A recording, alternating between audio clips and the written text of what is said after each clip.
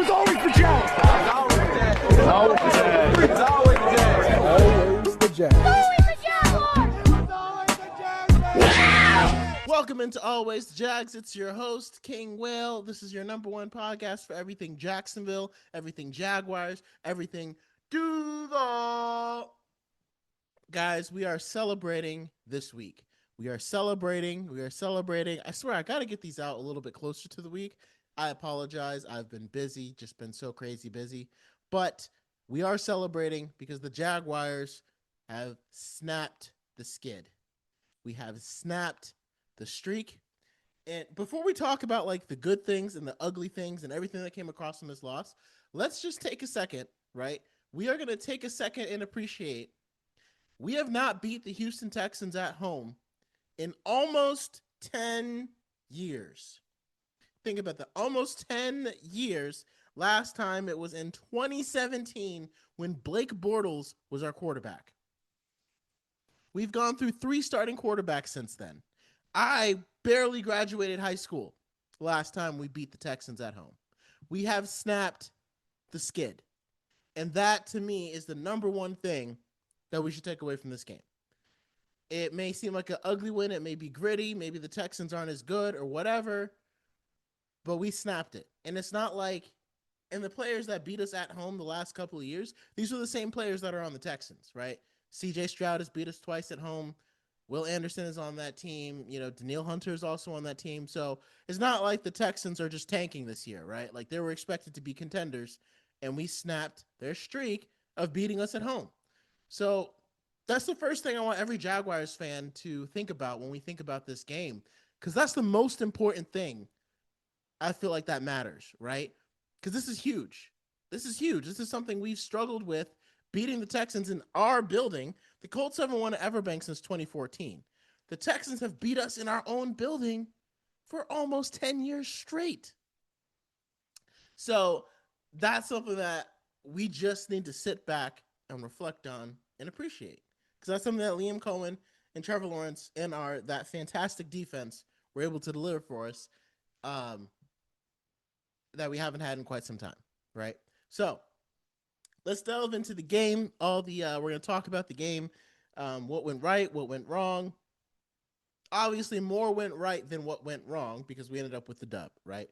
But we're going to break down the game. Then we're going to talk about what is going to spill over into how we could potentially use that to steal one against the 49ers in San Francisco. So, Houston Texans. This season, I thought they were going to be a good team. I thought they were going to win the division. And honestly, it's not over for them. I think people look at the schedules and kind of overreact. And especially with the way the media moves so quickly, if you don't start your season by winning games, you kind of get written off, right? But remember, at one point in the season that we made the playoffs, we were 4-8 at one point. We were literally 4-8, right? So it's week 3. Let's not write off the Houston Texans just yet. I mean, we're approaching week 4. The Houston Texans aren't dead in the water. Now, they're not great, right? And we're in a much better spot than they are. But honestly, if the Jaguars opened up our schedule against the Rams and Buccaneers, and then we face the Texans, we might be 1-2, or we might be 0-3 as well, right? Like they were facing tough teams, but that's what happens when you have a first place schedule. Instead of playing the Buccaneers, we played the Panthers. So that helped us get our season started off on the right foot. So, again, not to make excuses for the Texans, but I see a lot of people burying them and say, I don't think they're as bad of a team as people think because the defense is fantastic. The problem is just, I don't know why the Texans thought trading away their best offensive line player was going to help. And I don't know what the locker room tension was or like that Laramie Tunsil was a cancer or whatever the narrative was. But that's a cancer you got to solve, right? Because Josh Allen abused that Texans offensive line all day, and it was beautiful. And I really do think Trevon Walker is starting to really come into his own as a pass rusher. And honestly, like, we should have won I keep going back to how many ways that we should have won that Bengals game. That one we just gave away. Now, this one we tried to give it away, but we didn't. Right, we held on to get the win. And I'm praying that the case of the dropsies has been solved. The thing I don't understand with the Jaguars is why it's always a new thing at the beginning of every season. We have some new problem when we think we'll be fine, and then it's just a random issue just pops up. Like in 2023, our defense fell off, and then in 2024, we had other random issues. And this year, we start the year, and everybody's just dropping the ball, something that we hadn't really struggled with as badly as a team in the past 2 or 3 years. And now suddenly our best receiver is dropping the ball all over the place.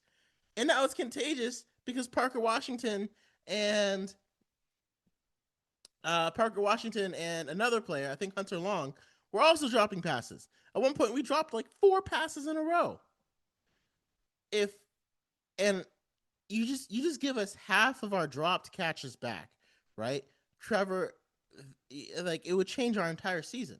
Trevor would have like 10 touchdowns to maybe like 3 interceptions.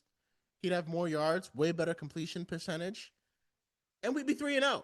Like, it's just that simple. Like, we were able to survive this game because the Houston Texans offense is so inept. And I'll talk more about our defense and how well we're playing, but I think my prayer is that Brian Thomas Jr., if he's cured of his drop problems, I think it's going to keep it from getting to the whole team. And I think with the game on the line, and this is my favorite part about the entire game, because the game was on the line. I think, like, if we're going to have any success this season, I feel like this is something that we needed to happen. Because with the game on the line, we needed a big play to spark us and not just energize us to go to finish out the game, but like energize our defense too. That, like, hey, we got your back. We're gonna keep like this is complimentary football, Because when an offense hits a big play and then the defense comes out, that can energize them. And when the defense hits a big play and the offense comes out, that can energize them. So, and I'm glad that Liam Cohen, I love the way that he tells the media everything that's going on and what's happening, because Liam Cohen let everyone know that last play, one of the last plays, the biggest play that we had all game, 46 yards to Brian Thomas Jr. It was originally a run play, which makes sense because even though the Texans were blocking the run pretty well, we stuck to it and we were able to get some runs in the second quarter. And our running backs aren't dropping the ball, right? But our receivers are. So it makes sense to go to a run. Trevor Lawrence checked out of it. At this point, Trevor has about a 50% completion percentage for the whole game. Actually, no, at this point, Trevor's completion percentage is less than 50. He has just came back from throwing an interception after getting 5 passes were dropped, right? And now, here he is, game on the line, checks out of the run, and goes to a pass play. And he puts it up to his guy, Brian Thomas Jr. He throws him the ball right in stride so Brian Thomas Jr. can keep running with it. And we get the first down. And we get an excellent position to get the game-winning touchdown. That is the kind of thing that we need, that I feel like could potentially cure Brian Thomas Jr. of his drops. And if that cures him, that could cure our entire team. And I would love that. That would be beautiful. But because Trevor put it in his hands, he said, I still trust you to go win this. Because the Travis Etienne run, obviously, like, that was the ceiling game. But like, that play was what won us the game. It wasn't necessarily over after that, but that was when we took the momentum and said, no, we are not giving this game away like we did in Cincinnati. And like we've done all last year. All last year was just giving away games because people forget how close we were in some of these games. And to me, if that doesn't fix Brian Thomas Jr., nothing else will. And we'll just have to start looking at a new wide receiver pecking order, and wide receiver will be our number one need in the offseason next year, which is something that was supposed to be our strength. But either way. So now let's talk about the defense, because the offense, if that cures, like, again, if Brian Thomas Jr. is catching the ball now, if the rest of our receivers, like, as long as it hits your hands, if you're catching it, we are a dangerous team. We are a dangerous team. Make no mistake, right? So, talking about the defense now, Trayvon Walker finally looks like he's coming into his own. And I think that's largely because Eric Armstead is playing where he's supposed to, inside, and he's getting push, right? He's not jumping off the stats, right? But that's supposed to be a three-headed monster, and I loved the fact that we signed him instead of getting instead of like when we had originally signed Eric Armstead. I thought it was a great signing, and I thought it was a better move than re-signing Calvin Ridley. And like we used that money that we were going to use for Calvin Ridley to go get Eric Armstead. It was great. However, obviously he didn't make much of an impact. Like Calais Campbell made more of an impact for the Dolphins than Eric Armstead made for us. But now he's playing inside like he was supposed to. Like, I don't understand Ryan Nielsen or how bad he necessarily was, but like, I'm just glad that's over. That's all I got to say. So now we've got Eric Armstead playing where he should be, inside. And even him and Mason Smith were doing some nice things, getting push. Again, the more that you can compress that pocket and make the quarterback uncomfortable, the better it is for Josh Allen and Trayvon Walker, because they are setting the edge and they are feasting, ready to get in that quarterback's face and make him uncomfortable. And Josh Allen had the game sealing play when CJ Stroud was going to throw, and Josh Allen got his hand on the ball, and it got intercepted by Antonio Johnson. And another thing, like if we have any success this year, the way that we transformed our defense in just one offseason, and all we did was essentially we added 3 players: Travis Hunter, Jordan Lewis, and Eric Murray. And we added new coaching. And so that shows you how important coaching is. And I guess in a secondary that typically has like 5 players, when you swap out half of them, in theory, it should get better. But these weren't like world-beating players, right? These are just smart, tough veterans, right? That we swapped in. But they're working with the scheme.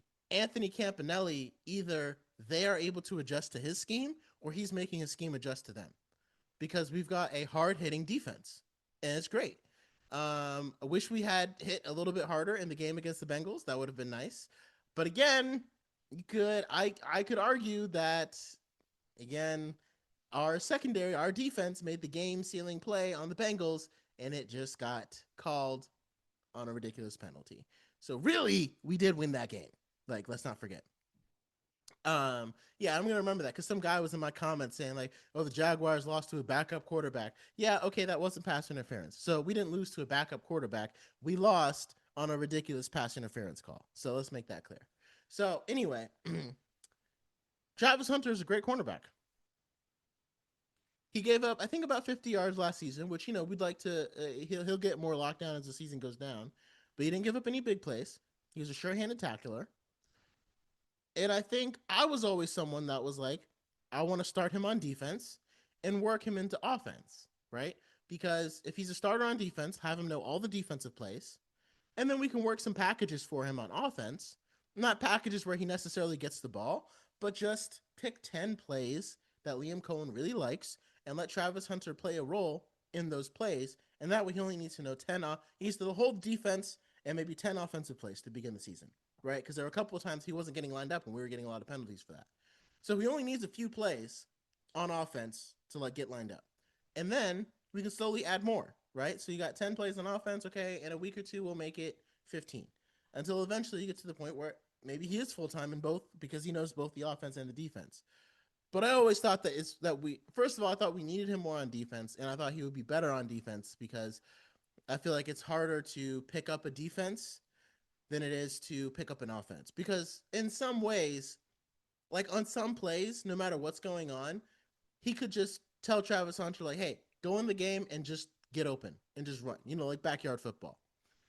But on defense, you got to understand coverages. You got to understand zone, and you got to understand when you have help and when you don't, because those bust downs are what lead to touchdowns.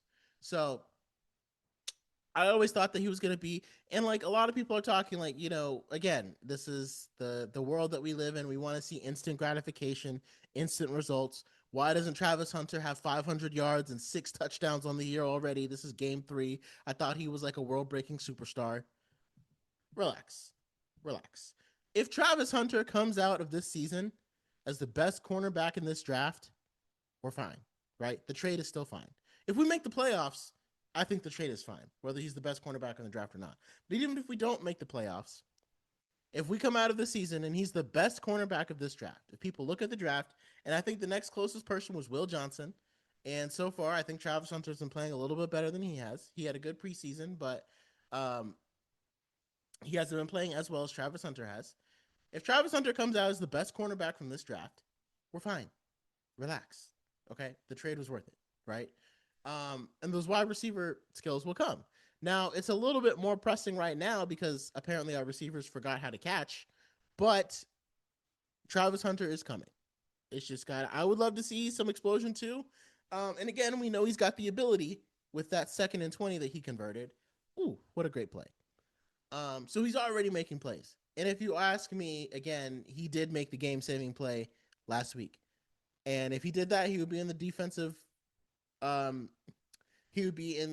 defensive rookie of the year category, right? And he almost had a touchdown in his first game of the season. But, you know, all of that hoopla, and I think it's going to end up making Travis Hunter better.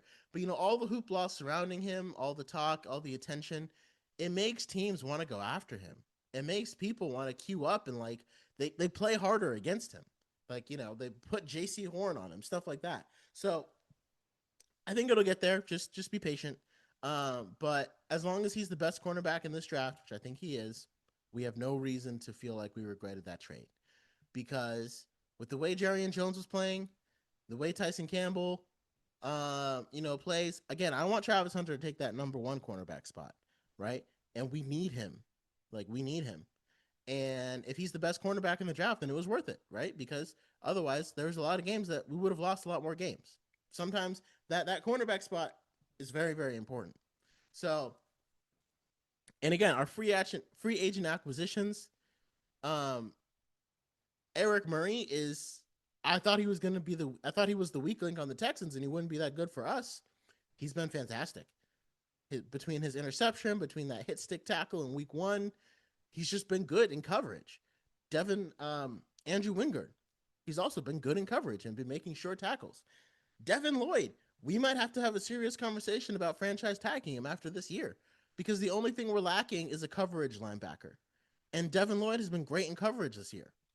And all of it goes back to the pressure that we can get with that D-line. I think it's making everybody better. And again, we didn't change the personnel. Like, we added Dewan Smoot, which I think was huge because I think he just brings energy to other players and he brings energy to Jacksonville fans when they're at home. But we just moved Eric Armstead back inside where he should have been playing the whole time. We always had the personnel to make this happen, to get this kind of a defense. And it's just, I don't know where Ryan Nielsen is right now, but just, wow, did you screw us over last year? That's all I got to say. But yeah, Mason Smith doing some things. And Anthony Campanelli has a very our defense looks energetic, and they do look like they're having fun. I heard someone mention it before. The way that Campanelli switches up coverages and switches up looks, it looks like they're having fun trying to confuse people. And last year, our defense looked very, very tired all the time. Our defense is bursting with energy right now.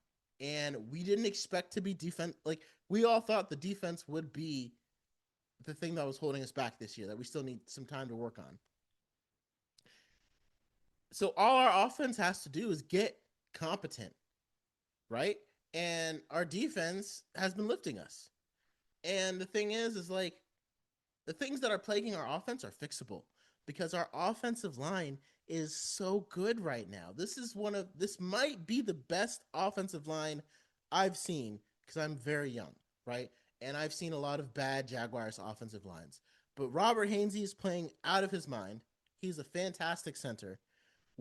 Anton Harrison is playing better than he was his rookie season. He finally looks like he's finally figured it out. Walker Little, there's been a little bit of a drop-off from him, but even his drop-off is better than most starting tackles in the league. And then Ezra Cleveland looks like a new man. And then Patrick McCarry is probably struggling the most out of everybody. And it's funny because I'm pretty sure he's being paid the most. And even if Patrick McCarry's struggles get worse before they get better, we've got Jonah Monheim and Wyatt Malum who are developing in the back behind it. So I feel great about our offensive line right now and in the future. And that's not something Jaguars fans have been able to say for a very long time. Especially because with how good Hainsey is playing, we might replace. I don't know if we replace Cleveland after this year. I don't think we. If he keeps playing the way he is, I don't think we would replace him. But we might replace Ricari with Malum or Monheim. Like you have two options, right? So, um, the fact that because really it starts with the offensive line. If your offensive line is good, you can start inflicting your will. Our running game is great. It's blasting holes open, right?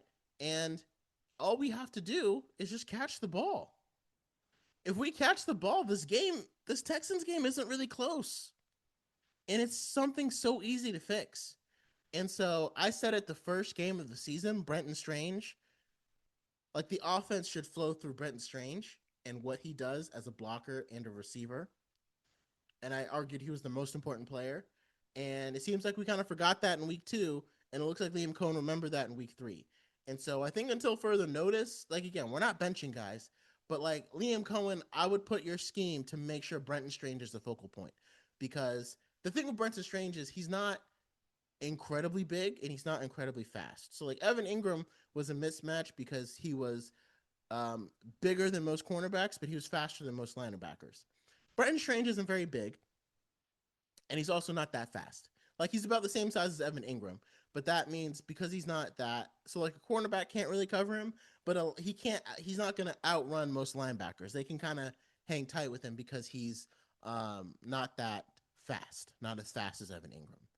But he can block anybody from 350-pound defensive tackles or defensive edges to linebackers, and then a cornerback or a safety, he's just going to blow him off the mark. And he's fast enough to get out there and blow holes open, right? He's just not got like breakaway speed. And so because of that, he ends up catching a lot of tight window throws. But because he has short hands, it's okay. Like he's not really the guy to go up on top of somebody and get it, but he is the guy where Trevor zips a pass in at like super fast, in a tight window, he's going to come up with it because he's just so short-handed. And so it creates a lot of risky throws throwing in his direction. He's not going to be as wide open, but he'll catch it. If you put it in a place where the defender can't get it, he will catch it. So I think the offense needs to go through him more. And I think we'll kind of talk about that as we go on to the 49ers. And just what we could potentially take advantage of in that game. Because the 49ers are perennially banged up. And it looks like we kind of end up and we caught a huge break. And I think week 2 was a lot of figuring out who we are. And I think in week 3, I think we started to figure out who we are. And I think it just goes back to we run the ball super well. We're a defense that likes to make the quarterback uncomfortable and force takeaways. Give the ball back to our offense, get some extra possessions. And then our offense likes to do a balanced attack, ground and pound. And Trevor doesn't have to make the big hero plays, but he has the talent and the talent on the team to do so. And like our offense, again, if receivers caught the ball, I like that our offense isn't just a ground and pound offense because the Texans started stacking the box and they were pretty good at limiting the run. But based upon the way Liam Cohen's offense runs and the weapons that we have and the fact that we have solid players at almost every position on offense, if they just allowed the ball to stay in their hands, we can attack any defense any way we want to. Like Tampa is known for its run defense, but its secondary isn't very good. So we can change our script to pick apart the secondary. Because our offensive line is great at pass blocking and run blocking, right? We'll still use the run to keep them honest, but now we can hit their secondary. We can hit your weakness. Same thing with the Rams coming up. Great defensive line, not so good secondary. We can pick them apart, hit them over in the middle of the field, but guys got to catch the ball in order for that to happen. So when it comes to San Francisco, they've got their run defense isn't as good as their secondary, I would say. So I think we need to lean on the run game for sure against San Francisco if we want our offense to have any kind of success. And we caught a huge break because Nick Bosa is out for the season.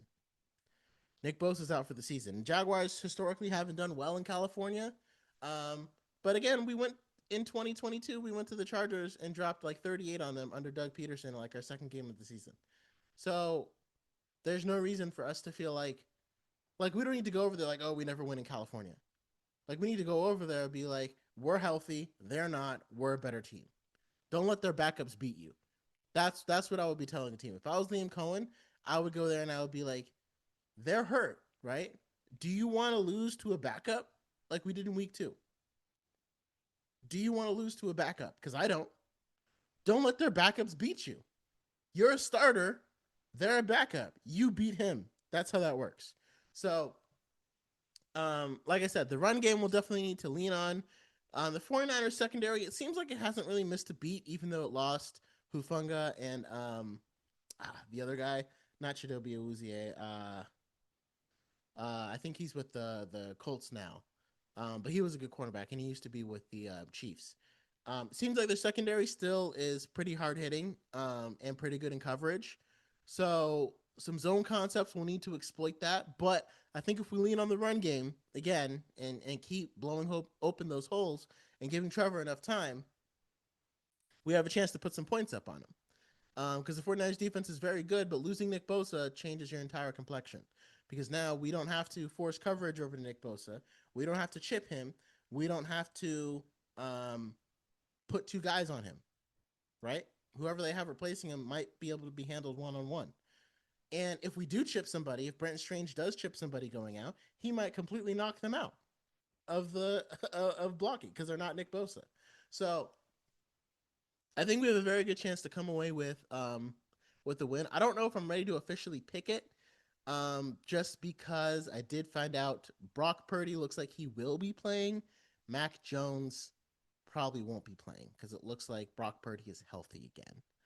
If Mac Jones was playing, I would say this is a win, even with whether or not Nick Bosa was in or not. I don't know if I'd rather have Nick Bosa in and have Mac Jones play. Like, I don't know if you'd rather face Brock Purdy or Nick Bosa, right? Because we know that Mac Jones is not that good of a quarterback. Like, the drop off from Mac Jones to Brock Purdy is probably pretty large. But Mac Jones has been playing well, and he won his last 2 games. But we know that if you rattle him and make him uncomfortable, get pressure on him, he's going to mess up. And the 49ers are missing their starting guard. And again, the Texans' offensive line is horrifying. So we're not going to be able to harass the 49ers line the way we harass the Texans. Trent Williams is still an all-pro.